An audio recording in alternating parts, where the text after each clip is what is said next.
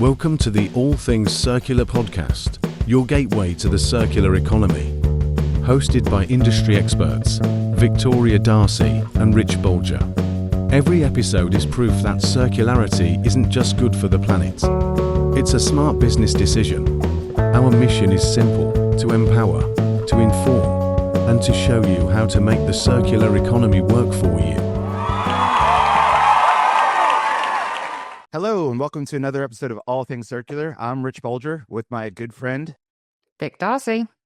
Hey, Vic. It feels like we're on another Cisco conference call, just like the old times with a new friend. Why don't you take the time to introduce Justin, and then we'll go deep into All Things Circular with Cisco. I'm so excited for this episode. So, as Rich has hinted at, we are old friends, having worked together for many years, and Justin's actually my old boss. So, this is going to be a fun discussion. But Cisco are such a great organization, and the Cisco Refresh group itself is where I spent many happy years of my career. So I'm absolutely delighted to have their global sales director, Justin Cashman, come on and talk to us today on the podcast. So Justin, come and say hi and introduce yourself to our listeners. Sure. Hey, everybody. Vic, Rich, thank you so much for having me on. I'm equally as excited. I wouldn't say I was your boss. We worked well together. One does not manage Vic. One simply collaborates and watches the magic happen. This is like such good times. This is a reverse performance review where Vic gets to ask you questions now. So I'm gonna drink my coffee and just watch the fireworks. Yeah, I'm in the hot seat today for sure, and I love it. Just by way of introduction, everybody, I have been with Cisco now. I'm celebrating 25 years this coming July with Cisco. I've held many, many different roles in sales, direct sales, sales management. And for the last 10, 12 years, I've been within Cisco Capital, leading the Cisco Refresh organization. So thanks again for having me today. You're absolutely welcome. And I promise to be kind. Justin, lots of people may not know what Cisco Refresh is, as shocking as that may sound, because it's been around, as you and I both know, since the year 2000. But can you just go into a quick elevator pitch? Just tell our listeners exactly what Refresh is, where it sits within the go-to-market for Cisco, and why it's of importance to the group as a whole as a strategic sale. I'd be happy to. So Cisco Refresh is Cisco's remanufactured equipment division. So every year Cisco gets a lot. Think about millions of tons of IT equipment coming back through the reverse logistics organization at Cisco. So the product comes back either as an RMA, a stock rotation, where Cisco manages some events temporarily. Think about conventions, Cisco events, and there's a lot of equipment used there as well. That also comes back to Cisco. And then again, we're part of Cisco Capital, so end of lease returns. That all comes back to Cisco as well.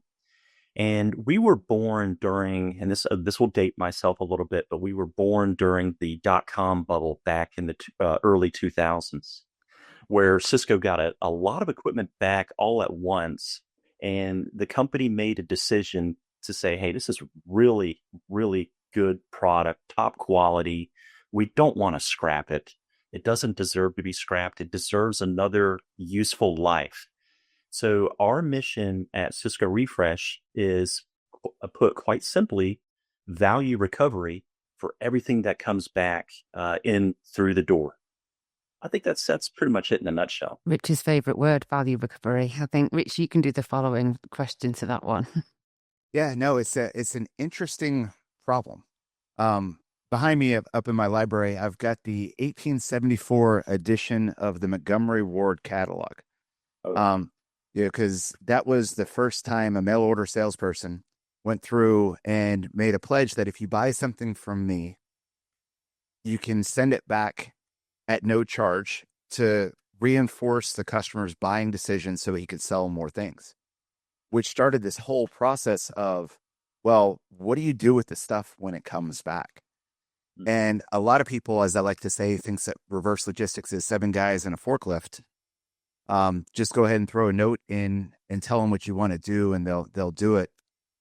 But when you can see returns at scale and put your eyes on the pallets and the warehouses full of things that someone bought and they no longer wanted, an initial desire, especially in a high margin company, is we'll just trash it, we'll write it off as loss and bake it into the to the margin calculation. But when you see the amount of waste that occurs from that, and this is really good product, you come up with this scenario of how do you match used supply with used demand, and going through and creating a brand that has confidence that it's been touched by the manufacturer, by the maker, and matching the used supply with used demand is by nature what value recovery really is. So in our world, just to explain that dance card and how we used to dance, I ran the reverse logistics. So I would take back the RMA stock rotations, trade in and take backs. And then we had this huge assortment of ways that we could go through and use those cards to drive value. And part of it was passing off to Refresh. So Justin, talk to me about, you've got this stuff that's come in, it's in good condition. How do you go through and build value in a product that the first customer decided that they don't want? Who is a Refresh customer and what are they looking for? Great question. I'll take a quick step back and talk about the good condition piece. I didn't mention it earlier, but I think it must be said that we have a rigorous screening process, and we put it through really a white glove, lab coat process where it is remanufactured to like new condition. So, when you have the Cisco account teams, the partners, the customers, they know that this gear is equal to new. It's in like new condition. We've had, blind taste tests, if you will, where we'll put a Refresh piece of product next to a new product and have people try to distinguish which is which. Most times, they cannot tell the difference. You even have people picking up the units and smelling it, seeing if it's been burned in or not. So it really starts with giving our constituency the peace of mind that they're getting a good piece of kit from Cisco. So then we position it. We are part of the big Cisco machine. So because we have that like new and same warranty standards as new equipment, we offer it for resale through our channel partner community. And we put it alongside new. And there are value drivers that we talk about on a daily basis to help position this product. So what does a customer look like that might buy Refresh? Well, spoiler alert, it's literally every single customer that Cisco sells to. People ask me, what's your top segment? What's your top geography? Well, yes, service provider is an absolute sweet spot. We do the largest deals in service provider, but also enterprise customers, commercial, SMB, public sector, in every geography. The list goes on. And customers come to us because they want product quickly. They come to us because maybe it's end of sale and it's no longer sold new, and they want an authorized, certified OEM sponsored product. They come to us for that gear. Or maybe the price point of new Cisco, just that they can't get there. They can't get the discount that is needed with new Cisco. In those instances, Cisco Refresh is a great option for the customer. And again, they have that peace of mind with it. So Rich, hopefully that answered your question. Happy for any clarification. One thing for me, I suppose, Justin, is, are you seeing a change in the customers within the customer demand from Cisco Refresh under the lens of sustainability and circularity? Yes. So, previously, people came to us in an emergency. Oh, I need this right away.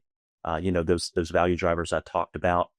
Now we're being proactively sought after in as many different terms as part of a tender, an RFP. There are many mandates And I'll be candid, EMEA is really leading the way here. For example, France is actually well on its way to mandating a blend of remanufactured, pre-owned equipment in their tenders. So yes, absolutely. As part of sustainability efforts by customers and governments, we're seeing increased demand, increased interest, and customers may have not known about Cisco Refresh, but as they're putting it into part of their business requirements for sustainability, they are delighted to find out that Cisco has an authorized offering in this area. See, for me, I think Cisco are really quite far ahead here compared to some peers. And the French example is a great one. So thank you for bringing that up. For those that don't know, they're, in terms of a reply to a public sector tender in France, now our organizations need to blend in 20% of remanufactured or reused product in order to be able to apply to those tenders, which is why Cisco is well placed now in order to really lead in that space, having had the refresh program for 20 years.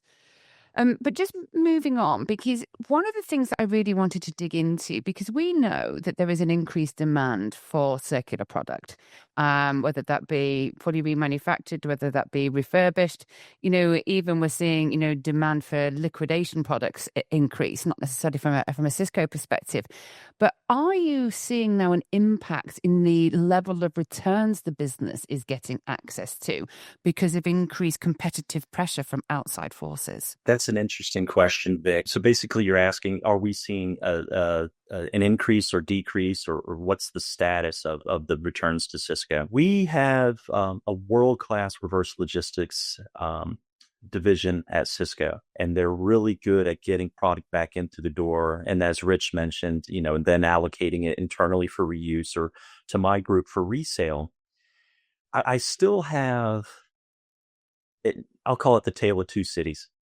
I still have a lot of the product come in that is maybe a little bit older in its life cycle, that has less demand. So I have plenty of that. But then I have some of the newer technologies that as soon as they hit the shelf and as soon as they're remanufactured, it's like in one door, out the other door the same day. You just cannot keep that stuff on the shelf. So I'd say it's a nuanced answer. I think there's an opportunity for us to move more of the product that we have tons of, for lack of a better term. And then, there's that other product that just comes and goes very quickly because it's in super, super high demand. And if I may, that's why we have different models that we've developed over the years. And Vic, you've been part and parcel to those models. It's like, well, what are the levers that we can use to increase demand on the older product, while with the newer, latest, greatest high demand product, how do we protect our margins and our pricing methodologies for those products as well? So you're getting into what I love, some complex considerations within reverse logistics. So whenever you make a product and it's in its new phase, the 2025 Dodge Ram, the amount of used Dodge Rams that exist when the new one rolls off the line is none, until someone decides that, hey, I don't want it anymore. And when they make that decision, you buy a new car, you drive it off the lot, you have it for a couple of days, and if you decide, hey, I really don't want this thing, and you try to take it back to the dealership and say, will you please give me my money back? And they say no, you're not going to say, oh, shucks, I'm just going to toss my 2025 Dodge Ram in the trash. And I'm just going to go through and buy another new car because I want to make sure that Dodge is taken care of. You want to go through and you want to try to find that value. But there's your new supply curve where you start off making a ton, and then eventually you go to end of life as a product goes from new -1 generation when the 2026 replaces the 2025. Some people will go through and upgrade immediately to the 2026 just because they want to stay in the latest, greatest. So then their used cars start becoming available in a little bit more quantity, but it's a different dynamic. And then eventually you end of life and everything is stop making, but your increase in the amount of used supply goes up as everyone starts to upgrade. So when you go through and you talk about that first period, new, Cat 10K is made and it's sold. When people start returning the Cat 10K, as you mentioned, there's demand for that. How do you go through and overcome the fear that a cannibalization of a new sale is going to take place just because the new thing is present because someone else just decided that they didn't want it? Rich, that's a great question. And it's something that when people are not familiar with the program, I think it's something that comes up quite often. For example, and by the way, I was a Cisco seller for many years as an account manager and a regional manager. So when it comes up, we talk about, hey, here's the price point of refresh. Here's our dynamic, we call it dynamic supply, meaning it's limited. It's not, unlimited as new can be, right? You have an order for 1,000 new, you place an order for 1,000 new, or you have a PO for 1,000 and the customer wants refresh, then you sell them the couple of hundred that we have. When it comes to cannibalization, if you have a customer that comes to you and they're interested in pre-owned equipment, then one of three things is already happening. One, they're actively buying used or gray. Two, they're considering it. Or three, at a very, very minimum, the secondary market suppliers are actively calling on that customer. So when we talk to account managers at Cisco about that, we're like, this is actually incremental. You are going to be able to capture, whether it be end of sale, current, that new shiny object, you're going to be able to capture incremental bookings. The customer is going to be over the moon delighted with the discount that they're getting. And I know from my many years in sales that customers don't say, oh, yeah, I saved some budget. Let me give this back to the head office. No, they're going to spend all of those budget dollars. So we've actually upsold software, security, service contracts at Cisco. And by the way, that's what Cisco AMs are focused on: software, security, and service contracts. So when they can save $1 on hardware via the blend in of refresh and apply those saved budget dollars towards the software, security, and service contracts, it actually helps the account manager, the customer is excited, and then of course it's doing the right thing for what Cisco is directing us to do. I love that. And actually, you sorry, Rich, you began to sort of hint into a topic which I was discussing this week with some colleagues, and that really is, people are coin operated, sellers are coin operated, and I think one of them, the issues certainly when I was in the refresh group, was we used to joke that you had to sell it twice. You had to sell it to the customer and then you had to sell it internally, or whichever way around it went, because account teams used to block it. And they used to block it for reasons that were a bit nonsense, but they couldn't, they couldn't get their heads around it. And one of them being, well, if I sell them remanufactured, I've got to sell more to make my quota, which is absolutely the antithesis of what it does, because as you just beautifully pointed out, it frees up budget for those more margin-rich sales. And part of me thinks, one of the challenges with refresh is because when people look at it from a purely revenue perspective, they see almost this perception of a lower valued item. And actually, if you were paid on margin, then you'd really see the opportunity with it. And it's almost like, are sales a bit hampered or hindered because we're not presenting the commercial opportunity correctly to those people we're asking to sell it? One of my bugbears from when I worked at the business. Agree. Just to move on, so Actually, sorry. Yeah, I want to lean into this just a little bit more, because I found oftentimes in reverse logistics, we were part therapist and counselor, as you mentioned, selling things twice to the customer and internally.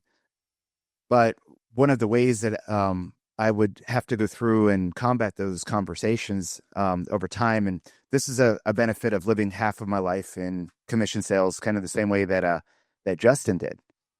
People don't tie the connection between the customer promise You can buy it and return it. You can do a stock rotation. All of those promises have a cost. And the cost is what happens to the used equipment when it comes back. So whenever I would encounter those scenarios where people are like, well, the used thing is going to help me keep me from selling more new things. One of the responses was, well, what do you think happens to the returns? Would you rather take away the customer promise and say all sales are final? Would you rather have to go through and increase the price that you're selling it for by 5% just to be able to throw that stuff in the garbage or in recycling? Or would you rather go through and find value? Cisco is a $50 billion a year company-ish, plus or minus based upon the year. Half of their revenue, about $25 billion, is made off of equipment sales. The other half, $25 billion, is made up of warranty and services and software as a percentage of sales. And Chuck Robbins, the CEO, is trying to drive up more reoccurring revenue from software sales. So underneath that, guys, more equipment in the market means more opportunity to sell more software and services, which are reoccurring revenue. And if you can put that product into a place where used blue can combat new anything else, Cisco can grow their customer base and ideally go through and find the people that are starting to get addicted to Cisco quality and supply and sell them more new things. So whenever I got the call saying, hey, this customer just bought something used in the market, technology's made it so easy to match used supply with used demand that customers are going to find value whether the manufacturer wants it or not. So there's a competition now for a return that most companies never really considered before. So whenever I got that call, hey, this customer bought this used thing from this broker, what should we do?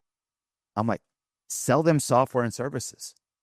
Make that customer your customer. So if you're coin operated, there's an opportunity right there because you know you have something that a customer can add on software and services to. So go make money and make a friend. Well put. Yeah, well put. I love it. So Justin, one question for you, really, and one thing I'd like you to tell our listeners about is really people don't understand the agility that exists within Cisco Refresh. You mentioned at the top of our conversation, the strength in some customer segments, particularly service provider. But, I think it would be really worthwhile just to explain to our listeners that you have the ability to take demand from customer A and really using the power of the base, almost go and find it. And provided that there is, the lines are set up, and then there's so much complexity behind it, but you really can be that strategic, almost, deal finder, both for the AM and for the customer. And I think it's a really great strength of the program, and I'd love you to tell our listeners about it.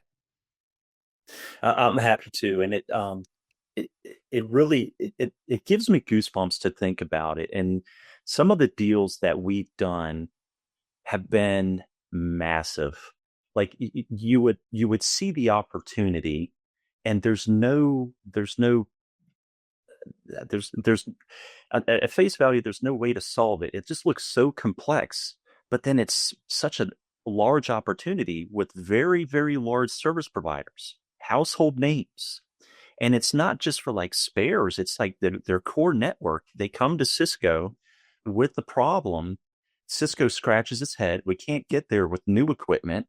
Oh, by the way, we have this other migration opportunity that we're looking at either next year or the following year that's like on the horizon. So what can be done? So when we learn about the opportunity, about the problem that needs to be solved, we immediately put our heads together. We look at our current inventory and we're like, this isn't really mainline product. It's pretty specialized to the SP space. We may not have it right away. So then we do what we call mining the customer base. So Cisco has very complex tools where you can see the install base of all of the customers and what they have and when they bought it. Is it on service contract? Is it approaching a day of support? So when we have the first customer with the problem, and then we try to match inventory and we don't necessarily have it, then we'll look at that customer install base and we say, oh, this is over here in customer number 2. So then we contact that account team and we say, hey, we have an opportunity with customer 1. Your customer has this and they bought it 5 years ago. Can we work together to provide your customer some sort of value for their equipment, have them send it back to Cisco so that we can remanufacture it and resell it to customer number 1 that needs it desperately? Well, guess what? That account team is like, oh, so you're telling me I have a migration opportunity. That's like a buzzword. Oh, migration opportunity.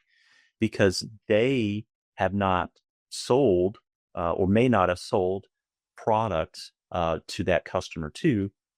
And I want to keep this simple, but it is a circular model, which is what we're here to talk about.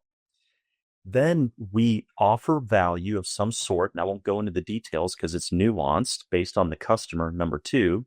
That customer is delighted because they're getting value for that product. They send it back to Cisco. Customer number 2 sells them a whole new solution, a new migration opportunity. They're excited. Product comes back, and then we remanufacture it and resell it to customer number 1, solving that problem. I said goosebumps earlier because literally the largest deals and the most complex deals that we've ever done have looked like this. So it's not just simply selling what's on the shelf. It's literally getting that circular model spinning. And there's so much goodness because customer 1's excited, customer 2's excited, the Cisco account teams on both sides capture a sale.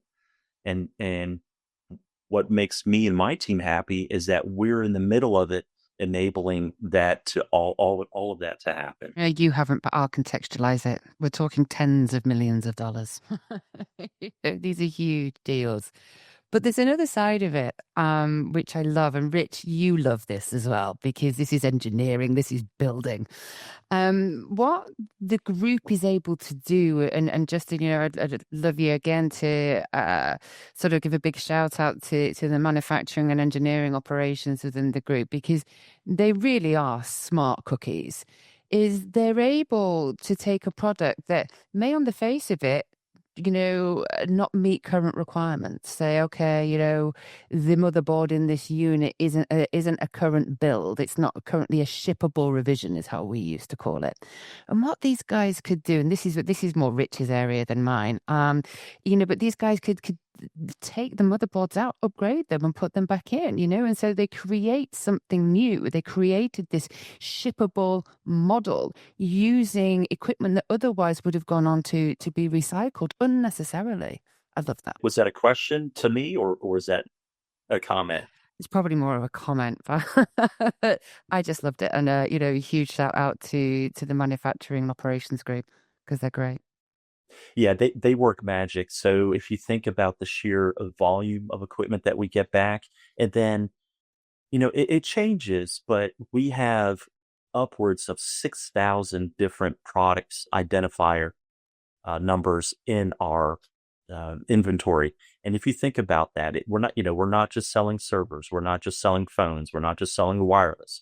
We're selling everything, optics, accessories, you name it. To the tune of over 6,000 different part numbers. That operations team and manufacturing team absolutely works magic, and they enable the sales that we're able to capture for Cisco. And as you go through and you take a look at the nature of returns, when things are made, they're put in boxes, everything is in new condition, everything is perfectly kitted, oftentimes with robotics and world-class automation to go out. But the minute it leaves and touches a customer's dock, it may or may not be in its package. It may or not be in the right package. And when you're going through and bringing that stuff back, trying to find just the appropriate package to put it in could be a challenge because you can't order it in scale easily the way that you do when something is made.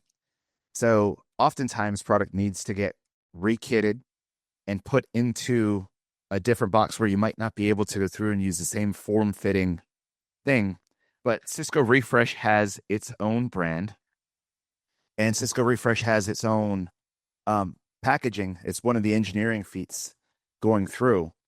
But a lot of people that I found really feel good about being a part of something that's right for the business and right for the environment.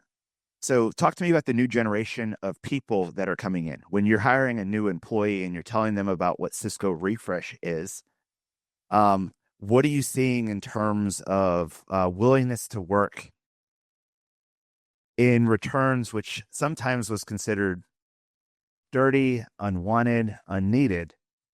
You get a different spin with Refresh, but how do employees respond to what you do? So another great question.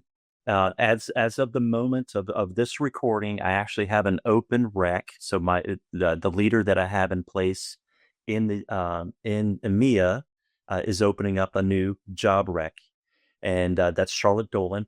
Quick shout out to Charlotte, amazing person who's worked with Vic and I for many years. I saw that on LinkedIn. I saw that repost.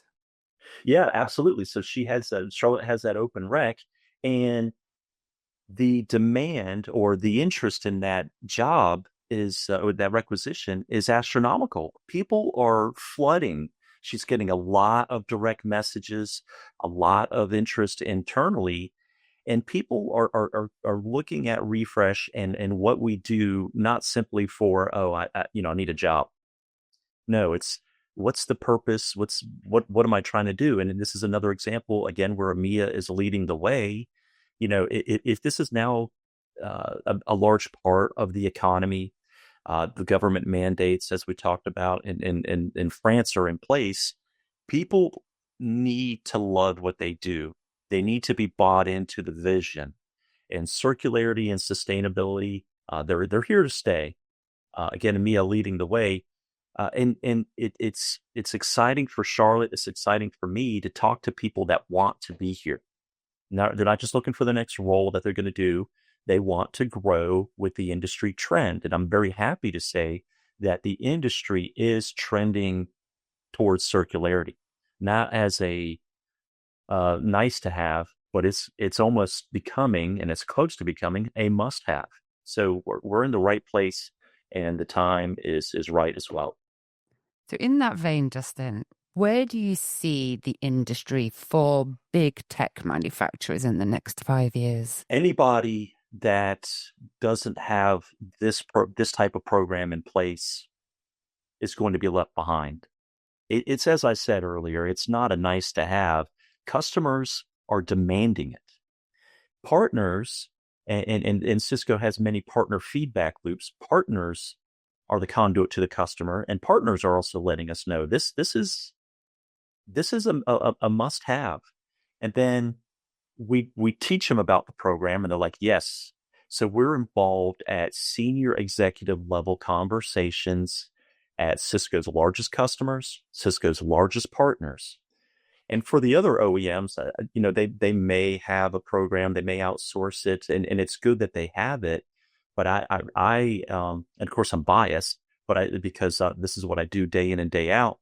But I think this is a key competitive differentiator for any OEM.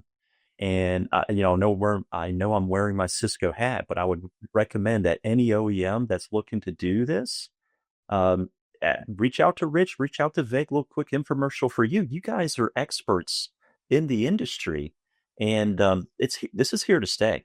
I said goosebumps earlier. I'm as excited today about the opportunity as I have ever been.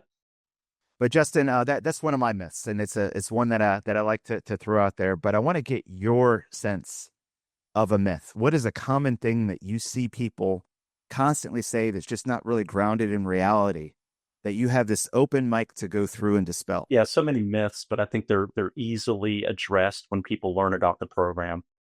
One of the myths that I see is, hey, I don't want to introduce quote unquote used equipment in my into my customer base. I don't want to let them know about used equipment, because when they buy it, even if it's from Refresh, then that's all they're going to go towards in the future. And the answer to that is easily like, no, myth busted, not true at all. Again, customers need used. They're probably, most of them are actively buying it anyway. So positioning refresh from, and to your Dodge Ram example, I mean, that's endorsed by us, the OEM. It went through a rigorous process when that vehicle was returned. We do the same rigorous process. The used market is here to stay. And in fact, it's only growing.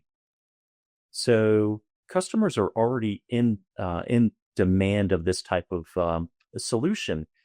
And even if Cisco didn't offer it, they wouldn't necessarily just go to use Cisco in the market. They probably would go also to another OEM.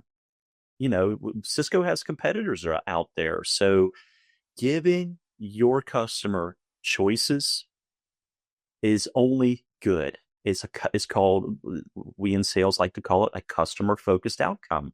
When you give them something that's focused on their needs, an option that's focused on their needs, that you're going to have customer stickiness, you're going to have wallet share, you're going to have loyalty, and then, as we mentioned earlier, you're going to capture those incremental software, security, and service budget dollars. So it's goodness across the whole way. I'll end that question by I'll end that question by giving you a quick example. I had an account manager that is a friend of mine at Cisco, have known him for many, many years. We came up through the company together. We had a channel partner come to us and say, hey, this customer, I won't name the customer, this customer is interested in 4,000 IP phones. They want to buy refresh phones. We talked to the account manager, and whom I know very well. And he's like, no, I'm positioning new phones at this discount. And we're like, the customer's asking for refresh or asking for used. No, this is my commit. This is what I'm positioning. Hey, Justin, love you, man. Kind of step aside on this one. I've got it. That AM lost the deal to Avaya at the time. He was heartbroken. I mean, that was a 4,000 phone opportunity. And I went and had coffee with them. I'm like, man, I out of respect and a mutual friendship, I backed off, but I saw this coming. To this day, he's a believer, and he's positioning refresh every opportunity, at least as an option, every opportunity that he can. I love that. I mean, I don't love the story, but, I love the messaging, because I've had a question in my head for at least the last 5 minutes. And actually, the dialogue that you and Rich have just had have really just answered it. But I'm going to ask a question in 2 parts. You can reiterate probably what you've just said, but the second part is sort of how I think we should draw our conversation to a close. So, working in this business, it is hard. And so the question I had in my head is, what are your biggest challenges? But also, as sort of we end our podcast today, is what can we do as individuals, as collectives, as part of the community, as Cisco buyers, as customers, as citizens to help Remanufactured, to help Cisco Refresh grow, and to really help all of those benefits that we laid out at the top of the session, the financial benefits, the environmental benefits, the flexibility, the reuse, the circularity. So, what's not working, but also where can we go? What help do you need? And how can we galvanize our listeners to help this business boom? Thank you for that question, Vic. I'd say, what pops immediately into mind about a challenge is, and I know we've said this many times internally, I'll repeat it here. We are Cisco's best kept secret. We are a small, but very nimble, very agile, highly skilled team. And sometimes, I'll be very candid here, sometimes we feel like a lone voice in the wilderness when we're having these discussions. So I've been to Cisco. I'll give an example. Cisco Live is a customer-focused event, and it's in Europe, it's in Asia, it's in the U.S., and I'm getting ready to go to one in San Diego here in the next week. Probably 25,000 plus customers. We have a booth, and when I'm at the booth with my team, and a customer comes up I'm not even going to say 9 times out of 10, 10 times out of 10, they come up to us and they're like, Cisco Refresh, what is that? I haven't heard of it. Oh, wow. This is certified pre-owned equipment from the OEM. I didn't know. Yeah. And they're super excited about it. It's such an easy sell because it ticks all the boxes. It's certified, it's value, it's customer focused or oriented, it's quick ship. So that's, customers not knowing about us is the challenge, but therein lies the opportunity as well. So conversations like this, I'm super excited to be able to have them, but just getting the word out. It just popped in my head, and I'll repeat it, probably, kind of off topic a little bit, but there's a campaign in the United States over the years. If you don't talk to your kids about XYZ, who will? Well, if you don't talk to your customers about pre-owned equipment, who will? So if you're an account manager, if you're a partner, or people in the ecosystem such as yourself, simply talking about Cisco Refresh leads to opportunities, and it gets that circular wheel really in motion. And I'd say that's the highlight there. Perfect. Justin, thank you. Thank you for coming on. It's really nice to talk to you. We don't get to talk as much anymore. We used to talk almost every day. So thank you for coming on. It's great. It's great to hear about the program thriving, and, we wish it all success. So, thank you again. And thanks to our listeners. So this has been another episode of All Things Circular. I'm Vic Darcy. And I'm Rich Bulger. And have a we'll good see day. you again soon. Bye, everybody. Thank you. Thanks for tuning in. Please head over to allthingscircular.com to learn more.